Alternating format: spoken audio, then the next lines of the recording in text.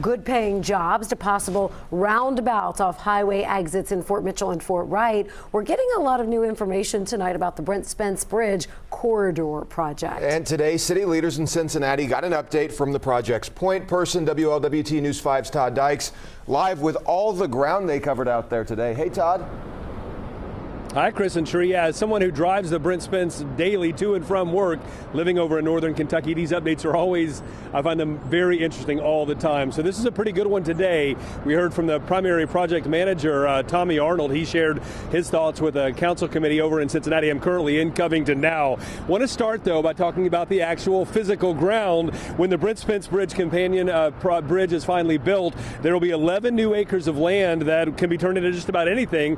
Those tracks will be just west of Cincinnati's Central Avenue. It's one of many facets of really a giant construction effort that's going to transform our region's main thoroughfare. Anyone who wants to see how designers envision what a new Brent Spence companion bridge will look like can take this virtual tour. It shows proposed roundabouts off I-71-75 in Fort Mitchell and Fort Wright. It also reveals how local drivers will traverse the Brent Spence, with highway travelers heading north and south of Cincinnati crossing a new span that will start being built in earnest in a matter of months.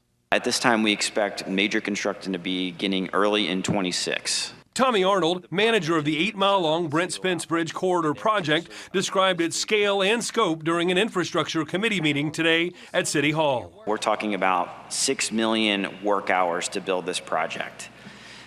At the peak, there will be 700 trades workers on the project, or maybe more. And more American-made steel than most of us can get our minds around. There are nearly 100 million pounds of structural steel, which what does that equate to? That's more than 5 Paycor stadiums.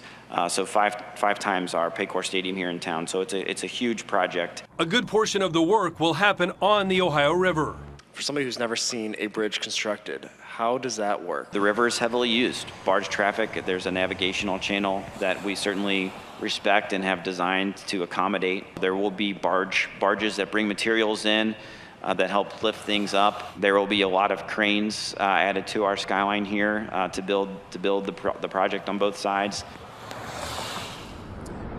Now, much of today's conversation centered on the need for skilled workers. You heard the number, about 700 tradespeople to be able to build the new companion bridge and all the other parts of the corridor project. Currently, there's a pre-apprenticeship program that's offered by the Urban League of Southwest Ohio. It's called Building Futures. It's already had dozens of graduates, many of whom are making, on average, $36 an hour.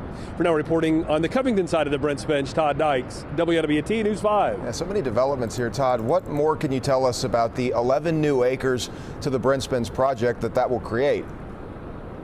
Yeah, city leaders are excited about whatever the tracts of land just west of Central Avenue end up becoming. That land goes up to the 6th Street area.